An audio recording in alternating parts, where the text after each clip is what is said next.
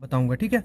ये मतलब जो मैंने क्वेश्चन उठाए हैं, ये एल हो गया, जेपी हो गया, जहाँ टाटा हो गया, इनमें ये क्वेश्चन पूछे गए हैं। जो मेरे फ्रेंड्स हैं, जहाँ मतलब जो मेरे स्टूडेंट्स हैं, उनके द्वारा मैंने ये क्वेश्चन लिए हुए हैं। तो ये बहुत इंपॉर्टेंट टॉपिक है। आप स्टार्ट से एंड तक वीडियो देखिए। अप्रॉक्स कोई 30-40 क्वेश्चन है जो इंटरव्यूज में पूछे जाते हैं, ठीक है। तो हम सबसे पहले स्टार्ट करते हैं हमारे फर्स्ट क्वेश्चन से, ठीक है। ये क्वेश्चन पूछा गया था मतलब एल में मेरे एक दोस्त से। तो वो था कि मतलब जो हमारी स्टेयर होती है, तो उसमें हम इंडियन स्टैंडर्ड 456 2000 के हिसाब से कितनी स्लोप देते हैं। तो उसका आंसर था हमारा 25 से 40 डिग्री तक। मतलब जो हम स्लोप देते हैं स्टेयर में, वो मिनिमम हमारी कितनी होनी चाहिए, 25 से 40 के बीच, ठीक है। एक ये हो गया। अभी दूसरा क्वेश्चन था हमारा, what is the full form of BHK. मतलब ये तो सिंपल क्वेश्चन है, लेकिन कईयों को मतलब पता नहीं होता है। तो आप मैं बता देता हूँ 1 BHK का फुल फॉर्म क्या होता है। 1 BHK हो गया हमारा 1 बेडरूम, 1 हॉल और 1 किचन, ठीक है। तीसरा क्वेश्चन है हमारा वॉल्यूम ऑफ सीमेंट बैग। मतलब ये मैंने डायरेक्ट बताया यहाँ पे, लेकिन आप मेरी जो मैं डिस्क्रिप्शन में वीडियो दे दूंगा, तो आप उसमें देख लीजिए, क्योंकि मैंने उसमें अच्छे से एक्सप्लेन करके बताया कि कैसे हम वॉल्यूम निकालते हैं इसका, ठीक है। तो volume of cement bag 50 kg, उसका वॉल्यूम कितना होता है 0.3047 मीटर क्यूब और 1.23 क्यूबिक फीट। मतलब जो स्टीरअप हम यूज़ करते हैं साइड पे, उसमें हुक का साइज़ कितना होता है और कितने एंगल पे वो मुड़ती है। ये मैंने अच्छे से बार बेंडिंग शेड्यूल की 2-3 वीडियो में डाल चुका हूँ, उनका लिंक मैं डिस्क्रिप्शन में दे दूंगा, आप देख लीजिए, ठीक है। तो मतलब हुक कितनी देते हैं स्टैंडर्ड हिसाब से 10D, कहीं पे 10D होती है, कहीं जगह पे कहीं पे 8D होती है। तो हम स्टैंडर्ड कितना रहती है हमारे थंब रूल के हिसाब से, स्टैंडर्ड 10D। और जो 130 डिग्री मतलब कितना एंगल उसका देते हैं 135 डिग्री। तो ये मैंने बताया भी है 45 डिग्री या 90 डिग्री या 135 डिडक्शन वगैरह में, वो बार बेंडिंग शेड्यूल में आप देख लीजिए, ठीक है। अगला आता है हमारा what is foundation, why is foundation provided and what type of foundation. मतलब हम फाउंडेशन क्यों प्रोवाइड करते हैं स्ट्रक्चर में। तो foundation is provided in order to safely distribute the load of structure in the soil. मतलब सॉइल में जो हमारा लोड होगा सबका, मतलब कॉलम का, उसका स्लैब का, पूरे स्ट्रक्चर का जो हमारा सुपर स्ट्रक्चर उसका लोड होगा, वो with the help of foundation easily distribute हो जाता है सॉइल में, ठीक है।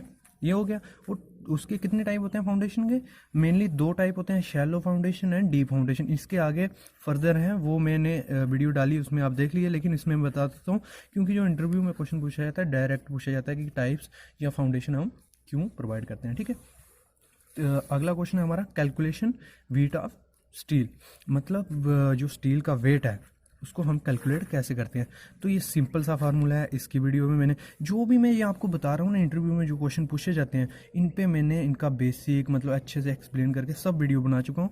आप अच्छे से चैनल को एक्सप्लोर कर रहे हो, आपको बहुत ही अच्छा नॉलेज मिलेगा, ठीक है। तो इसमें मैं बता दूँ कि हमारा कैसे निकालते हैं डी स्केयर। मतलब डी स्केयर आ गया हमारा डाया ऑफ स्टील। जो डी होगा ना वो mm में रहेगा, और जो ये वैल्यू होती है ये होती है मीटर में, ठीक है। इसकी ये अच्छे से वो एक्सप्लेन करके भी बताया मैंने। तो डी स्केयर मतलब अगर 20 है हमारा डाया, 20 mm का स्टील यूज़ कर रहे हैं, तो 20 स्केयर इंटू जितनी लेंथ होगी, तो 1 मीटर के लिए निकालोगे तो 162.2 जो भी आपका आएगा वो 1 मीटर का लंबा स्टील वार होगा, अगर उसका उतना वेट होगा। और मेनली आपको पता है कि जो ये क्वेश्चन भी पूछा जाता है कि मतलब कितना लंबा स्टील आता है, ठीक है। अगला क्वेश्चन है minimum grade of concrete used for SSC. मतलब रेनफोर्स सीमेंट कंक्रीट के लिए, आरसीसी के लिए जो मिनिमम ग्रेड यूज़ करना चाहिए वो कितना होता है M20। M20 से छोटा ग्रेड हम आरसीसी में यूज़ नहीं कर सकते। पीसीसी में आप जा सकते हो, मतलब जो बाई चांस जो घर की छोटी मोटी बिल्डिंग रहते हैं M15 यूज़ कर देते हैं कभी कभार, लेकिन हमें जो मिनिमम आरसीसी में यूज़ करना है वो कितना होता है M20, ठीक है। शटरिंग रिमूविंग टाइम, मतलब शटरिंग को रिमूव करने का सही टाइम, मतलब स्टैंडर्ड टाइम कितना होता है। अगर साइड ऑफ वॉल है, कॉलम है, या आउटर साइड ऑफ बीम है, ठीक है। जो मतलब बीम हो गया उसकी आउटर साइड, उसका बॉटम नहीं, उसको हटाने का सही टाइम क्या है 24 to 48 आवर, ठीक है। और यहाँ 1 से 2 दिन में हम उसको कॉलम को शटरिंग हटा सकते हैं। ऐसे आजकल कॉलम का जो पोर्टलैंड सीमेंट है, तो 17 आवर के बाद आप इजीली उसको 17 आवर के बाद इजीली हटा सकते हो। ठीक है, अभी आ जाओ हमारा बीम सॉफिट और स्लैब। मतलब बीम सॉफिट हो गया हमारा उसका बॉटम, मतलब जो हम वो हटाते हैं कितने दिन के बाद, 7 दिनों के बाद। और जो स्लैब है वो हटाते हैं 3 दिन के बाद। लेकिन 3 दिन के बाद जब आप हटा दोगे तो नीचे उसको, अगर ये स्लैब रहेगी आपने उसका बॉटम हटा दिया, तो सपोर्ट उसकी 3-3 मीटर पे आपको प्रोवाइड करनी पड़ेगी। टेक्का जिसको बोलते हैं, यू जैक, वो आप इसको प्रोवाइड करना पड़ेगा अगर 3 दिन के बाद उसको हटा रहे हो। ठीक है, तीसरा आ गया removal of props of slab. मतलब जो हमने ये प्रोवाइड किए हैं प्रॉप्स, उनको कब प्रोवाइड मतलब हटाना है, तो स्पैन अगर ग्रेटर देन 6 मीटर, मतलब 6 मीटर का आपका स्पैन है, ठीक है, लंबा स्पैन है, उसके जो आप प्रॉप्स हटाओगे, जो बल्ली नीचे हटाओगे, वो 21 दिन के बाद आपको हटानी है। ठीक है, ये हमेशा याद रखना।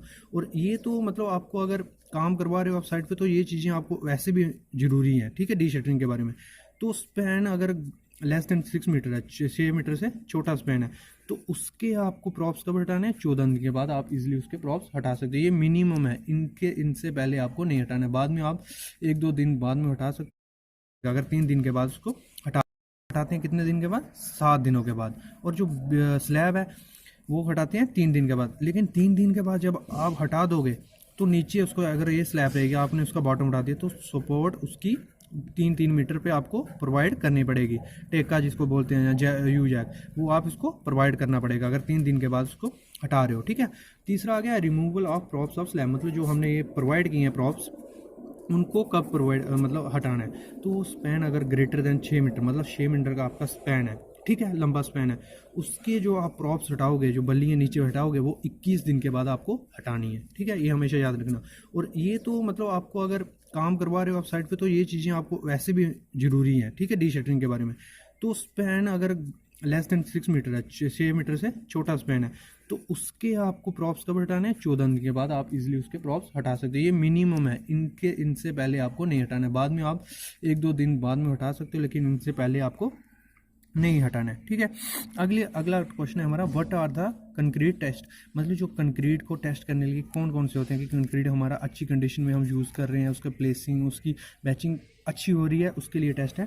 पहला आ गया स्लम्प टेस्ट, जो हम इन सितु टेस्ट, मतलब साइड पे टेस्ट करते हैं कि उसकी सिगरेशन, ब्लीडिंग या कैसा है, वो उसकी वर्केबिलिटी कैसी है, वो हो गया। कंप्रेशन टेस्ट है, मतलब उसकी स्ट्रेंथ टेस्ट करते हैं 21 दिन के 28 दिन के बाद, या 3 दिन के बाद, या 7 दिन के बाद क्यूब टेस्ट से। ठीक है, वाटर परमेबिलिटी टेस्ट, मतलब उसमें वाटर कितना अब्जॉर्व कर रहा है, वो टेस्ट करते हैं। मतलब वाटर परमेबिलिटी, ये मैंने जो बताया वो वाटर अब्जॉर्प्शन, वाटर परमेबिलिटी हो गया, मतलब कितना पानी उसमें अब्जॉर्व हो रहा है। ठीक है, ये हो गया। अभी आ जाओ हमारा नेक्स्ट टॉपिक। तो अगला टॉपिक है हमारा, what is the unit weight of steel. मतलब उसका यूनिट वेट क्या है स्टील का। इसकी मैंने ये पहले एक वीडियो डाली, उसकी डिस्क्रिप्शन दे दूंगा, उसमें मैंने सबके यूनिट वेट बताए हैं। जो हमारे कंस्ट्रक्शन में मटेरियल यूज़ होता है उसका सबका यूनिट वेट बताया है। जो हमारा उसका मतलब डेंसिटी कितनी होती है, वो उसके बारे में मैंने सब बताया। तो इधर देखिए यूनिट वेट जो इंटरव्यू में पूछा जाता है डायरेक्ट क्वेश्चन, वो क्या है, 78.5 किलो न्यूटन पर मीटर क्यूब, ये उसका स्टील का यूनिट वेट है। ठीक है, यूनिट वेट ऑफ कंक्रीट, मतलब कंक्रीट में उसका यूनिट वेट क्या होता है, आरसीसी का हमारा होता है 25 किलो न्यूटन पर मीटर क्यूब। ठीक है, और जो पीसीसी का हमारा यूनिट वेट होता है वो कितना है, 24 किलो न्यूटन पर मीटर क्यूब। ठीक है, ये हो गया। अगला है हमारा कंप्रेसिव स्ट्रेंथ ऑफ ब्रिक। मतलब जो ब्रिक की कंप्रेसिव स्ट्रेंथ कितनी होती है, आपको पता है ना कंप्रेसिव स्ट्रेंथ कैसे चेक करते हैं उसकी, तो वही मतलब सेम मतलब मशीन से हम इजीली उसकी स्ट्रेंथ चेक कर सकते हैं। तो फर्स्ट क्लास ब्रिक की कितनी स्ट्रेंथ होती है, 150 kg पर सेंटीमीटर स्क्वायर, मतलब जो फर्स्ट क्लास ब्रिक हमारी रहती है। और सेकंड क्लास ब्रिक की कितनी रहती है, 70 kg पर सेंटीमीटर स्क्वायर। और फायर ब्रिक की कितनी रहती है, 125 kg पर सेंटीमीटर स्क्वायर।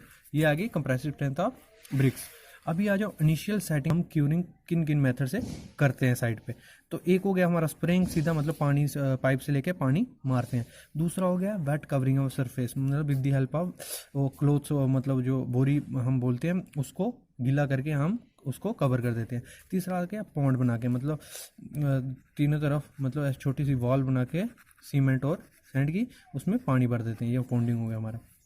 क्यूरिंग केमिकल्स, मतलब कुछ केमिकल यूज़ करते हैं जिन विद दी हेल्प, जहाँ पानी की कमी होती है, राजस्थान हो गया या ये मतलब उस एरिया में, तो वहाँ हम केमिकल से क्यूरिंग करते हैं। तो स्टीम क्यूरिंग हो गया, मतलब स्टीमर लगे होते हैं उनसे हम क्यूरिंग करते हैं। और तीसरा हो गया स्प्रिंकलिंग, जो स्प्रे की तरह ही होता है। मतलब स्प्रिंकलिंग क्या है, वो जैसे हम पौधों को पानी देते हैं वैसे स्प्रिंकलर लगाया रहता है और पानी चलता रहता है। तीसरा आ गया मतलब ब्लीडिंग। ब्लीडिंग क्या होता है, ब्लीडिंग भी एक सिग्रेशन की फॉर्म ही है, मतलब उसकी फॉर्म है। इसमें क्या होता है कि जो हमारी बजरी होती है वो नीचे बैठ जाती है और पानी उसका ऊपर आ जाता है, ठीक है। ये हो गया हमारा ब्लीडिंग। अभी आ गया मतलब जो कैंटिलीवर बीम होता है हमारा, उसमें हमारा टेंशन जोन कहाँ होता है और कंप्रेशन जोन। ये बहुत इंपॉर्टेंट क्वेश्चन पूछा जाता है, क्योंकि जो हमारे नॉर्मल बीम रहते हैं तो उनका कंप्रेशन जोन कहाँ होता है, ऊपर, और टेंशन जोन नीचे। तो हम जो रिंग स्टीरअप प्रोवाइड करते हैं उनकी हुक कहाँ रहती है, ऊपर की तरफ। और ये आ गया कैंटिलीवर बीम। कैंटिलीवर बीम में क्या होता है, जो हमारा बीम होगा उसका टेंशन जोन कहाँ होगा, ऊपर, और कंप्रेशन जोन नीचे। तो जो हुक्स हमारी आएंगी वो नीचे आएंगी, ठीक है, और ऊपर ऐसे, ठीक है। और फंक्शन ऑफ स्टीरअप, मतलब बीम में स्टीरअप का फंक्शन क्या आता है, तो बीम में स्टीरअप का फंक्शन होता है शियर फोर्स को रेजिस्ट करना और लॉन्गिट्यूडल जो हमारी बार होंगे उनको पोजीशन में रखना। ये दो काम होते हैं स्टीरअप के, ठीक है। अगला है हमारा why we need pile foundation, मतलब हमें पाइल फाउंडेशन की ज़रूरत कहाँ पड़ती है, तो वो है pile foundation is adopt when the soil bearing capacity is less than 24 kilometre per metre cube. मतलब हमें पाइल फाउंडेशन की ज़रूरत वहाँ पड़ती है जहाँ हमारी सॉइल की bearing capacity 24 kilo newton metre cube से कम हो, वहाँ हम पाइल फाउंडेशन प्रोवाइड करते हैं। बाकी हम वहाँ से सिंपल फाउंडेशन प्रोवाइड करके स्ट्रक्चर उठा सकते हैं, ठीक है। अगला क्वेश्चन है हमारा standard height of each floor, मतलब जो हमारी स्टैंडर्ड बिल्डिंग रहती है उसकी मिनिमम मतलब जो हाइट कितनी रखनी होती है हमें, 3 मीटर। 3 मीटर से हम कम हाइट बिल्डिंग की फ्लोर्स की नहीं रख सकते, ठीक है। ये आ गया हमारा स्टैंडर्ड उसका हाइट का। व्हाट इज गुंटिंग एंड ग्राउंटिंग, मतलब गुंटिंग क्या होती है, सेम ही है, थोड़ा डिफरेंस इन दोनों में। गुंटिंग होती है, it is a process in which mixture of cement and sand proportion of 1:3 is shooted on ground surface with the help of gun pressure। मतलब इसमें क्या करते हैं कि हम जहाँ भी हमारा क्रैक्स होंगे, जहाँ होल हो गया होगा, तो वहाँ हम सीमेंट सैंड का कितना प्रोपोर्शन बनाते हैं, 1% सीमेंट डालेंगे, उसका 3% हमें सैंड डालने पड़ेंगी। उसका मिक्सचर बना के हम कंक्रीट गन होती है उससे प्रेशर मारते हैं 2 to 3 kg पर सेंटीमीटर स्क्वायर से, तो वो होल जो क्रैक होता है वो फिल हो जाता है इजीली, ठीक है फ्रेंड्स। यही क्वेश्चन है जो आपको मेनली हर इंटरव्यूज़ में पूछे जाएंगे। आप कहीं भी इंटरव्यू देने जाओगे तो इनमें से 3-4 क्वेश्चन आपको ज़रूर पूछे जाएंगे। तो फ्रेंड्स इसको अच्छे से वीडियो को देखें, लर्न कर लें, नोट्स बना लें। तो फ्रेंड्स प्लीज़ चैनल को सब्सक्राइब करें, शेयर करें और बेल आइकन को नेक्स्ट वीडियो का अपडेट पाएँ, क्योंकि जो भी मेरे अगर आपने क्लिक किया होगा तो जो भी मेरी नेक्स्ट वीडियो अगर आएगी आप इजीली उसका नोटिफिकेशन ले लोगे और आप वीडियो इजीली देख सकते हो, ठीक है फ्रेंड्स। Thank you friends.